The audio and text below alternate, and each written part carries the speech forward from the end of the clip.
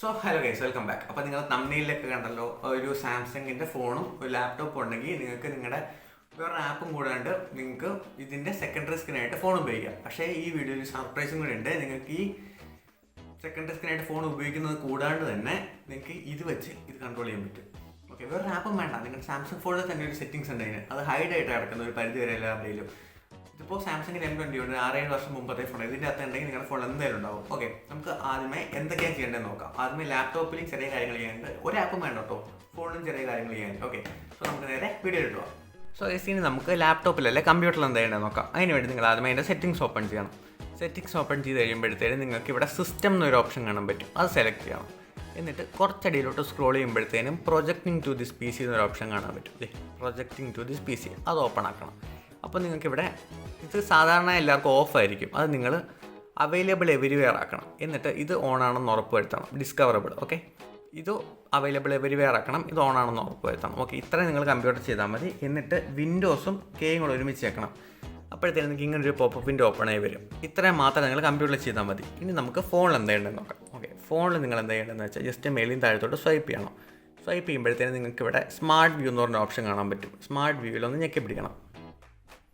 ഞെക്കി പിടിക്കുമ്പോഴത്തേനും ഇങ്ങനൊരു ഓപ്ഷൻ കാണാൻ പറ്റും. ഇതിൻ്റെ അകത്ത് 3 ഡോട്ടിൽ ക്ലിക്ക് ചെയ്യണം. എന്നിട്ട് സെറ്റിംഗ്സ് ഓപ്പൺ ആക്കണം.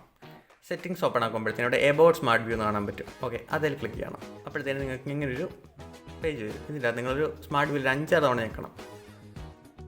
ഓക്കെ, ഇതാണ് നമ്മുടെ ഹിഡൻ മെനു. ഓക്കെ, ഇതിൻ്റെ അകത്ത് സ്റ്റാർട്ട് സെക്കൻഡ് സ്ക്രീൻ, ഇത് നിങ്ങളുടെ ചിലപ്പോൾ ഓഫ് ആയിരിക്കും. ഓക്കെ, ഇത് നിങ്ങൾ ഓൺ ആക്കിയിടണം. എന്നിട്ട് ഇത് സെലക്ട് ചെയ്യണം. ഇത് സെലക്ട് ചെയ്താൽ മാത്രം മതി. ഇനി ഒന്നും ചെയ്യേണ്ട. ഇനി കുറച്ച് സമയം കഴിയുമ്പോഴത്തേനും നിങ്ങളുടെ ഫോണിൻ്റെ പേര് വരും. ജസ്റ്റ് അത് ഞെക്കിയാൽ മതി.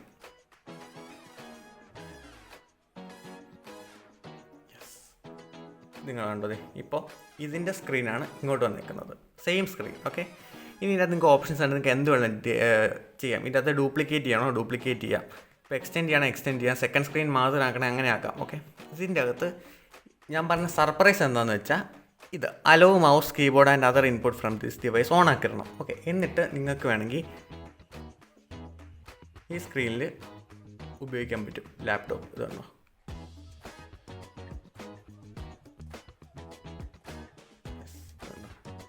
ഒരു ആപ്പ് ഓപ്പൺ ആക്കണമെങ്കിലോ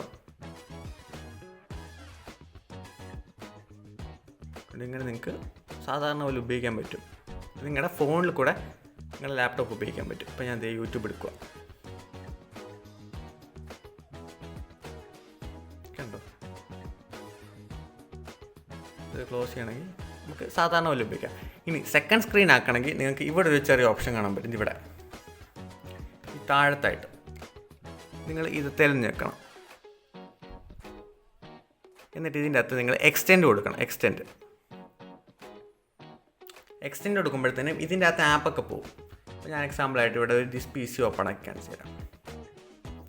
ഇപ്പോൾ ലാപ്പിൽ ഓൺ ആയിട്ടില്ല, ഇവിടെ ഓൺ ആക്കുന്നത്, സെക്കൻഡ് സ്ക്രീനിൽ ഓൺ ആക്കുന്നത്. ഇനി എനിക്ക് വേണമെങ്കിൽ ഈ മൗസ് ഇങ്ങോട്ട് കൊണ്ടുപോയാൽ എനിക്ക് കാണാൻ പറ്റുന്ന അറിയത്തില്ല. അതേ മൗസ് ഇപ്പുറത്ത് വന്നിട്ടുണ്ട്, ഫോണിൽ വന്നിട്ടുണ്ട്. ഇതെനിക്ക് വേണമെങ്കിൽ ഒന്ന് ഡബിൾ ടാപ്പ് ചെയ്ത് അങ്ങോട്ട് കൊണ്ടുവരാം, ഈ സ്ക്രീനിലോട്ട് കൊണ്ടുവരാം. അതെ, കണ്ടോ. യെസ്, ഇതിപ്പോൾ നമ്മൾ ഒരു ആപ്പും കൂടാണ്ട് ഉപയോഗിക്കുന്നത്. ഇത് നിങ്ങൾക്ക് വൈഫൈ ഇല്ലാണ്ട് വർക്കാവും. ഇപ്പോൾ ഞാൻ ജസ്റ്റ് വൈഫൈ കണക്ട് ചെയ്യുന്നുണ്ട്. ഇപ്പോൾ വൈഫൈ ഇല്ലാണ്ട് ഈ സാധനം വർക്കാവും, അടിപൊളിയായിട്ട് വർക്കാവും. ഇനിയിപ്പോൾ നിങ്ങൾക്ക് ഈ സാധനം വേണമെങ്കിൽ ഇങ്ങോട്ട് കൊണ്ടുവന്നിട്ട് ഇതിനി ഉപയോഗിക്കാൻ പറ്റും. ഇത് കണ്ടോ,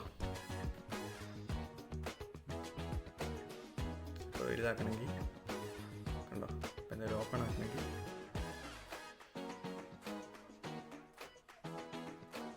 കണ്ടോ, അങ്ങനെ ഇത് സുഖമായിട്ട് വർക്ക്. ഇപ്പം നിങ്ങൾക്ക് ഇതിനി ഇങ്ങോട്ട് മാറ്റണം. എൻ്റെ മൗസ് ഇപ്പുറത്തോട്ട് വന്നിട്ടുണ്ട്. അപ്പോൾ ടാപ്പ് ചെയ്യുക, ഇവിടെ വന്നിട്ടുണ്ട്. യെസ്, ഇവിടെ നിന്ന് പോകുന്നു, അങ്ങോട്ട് വരും. ഇത് നിങ്ങൾക്ക് ഒരാപ്പും കൂടാണ്ട് സാംസങ് ഫോണിൽ ഇത് അത്യാവശ്യം ഞാൻ പറഞ്ഞില്ല 7 വർഷം 6 വർഷമായ ഫോണാണ്. എന്നിട്ട് ഇതിൻ്റെ അകത്ത് പറ്റുമെങ്കിൽ നിങ്ങളുടെ ഫോണിൽ സിമ്പിളായിട്ട് പറ്റും. ഇത് നിങ്ങൾ ട്രൈ ചെയ്ത് നോക്കില്ല, എന്തായാലും നോക്കണം. ഓക്കെ, സോ വീഡിയോ ഇത്രേ ഉള്ളൂ. ഇഷ്ടപ്പെട്ടെങ്കിൽ അല്ലെങ്കിൽ ഇൻഫോർമേറ്റീവ് ആയിട്ട് തോന്നിയെങ്കിൽ ഇതേപോലത്തെ വീഡിയോയ്ക്ക് സബ്സ്ക്രൈബ് ചെയ്തോ. സോ ഇത്രേ ഉള്ളൂ. സിമ്പിളാണെന്ന് തോന്നുന്നു, അത്യാവശ്യം എളുപ്പമായിട്ടാണ് പറഞ്ഞത്. അപ്പോൾ നിങ്ങളിൽ സാംസങ് ഫോൺ ഉണ്ട്, അത് പഴഞ്ഞാന്ന് വിചാരിച്ച് കളയാനും നിൽക്കണ്ട. ഇങ്ങനത്തെ ഉപയോഗമൊക്കെ ഉണ്ട്. കമ്പ്യൂട്ടർ ഉണ്ടെങ്കിൽ ഒരു മോണിറ്ററിലാണ് സെക്കൻഡ് സ്ക്രീനായിട്ട് നിങ്ങളുടെ ഫോൺ ഉപയോഗിക്കാൻ പറ്റും. വീഡിയോ ഇൻഫോർമേറ്റീവായി തോന്നുന്നെങ്കിൽ നേരത്തെ പറഞ്ഞ പോലെ സബ്സ്ക്രൈബ്, ലൈക്ക് എല്ലാം ചെയ്തോ. അടുത്ത വീഡിയോ കാണാം. ബൈ.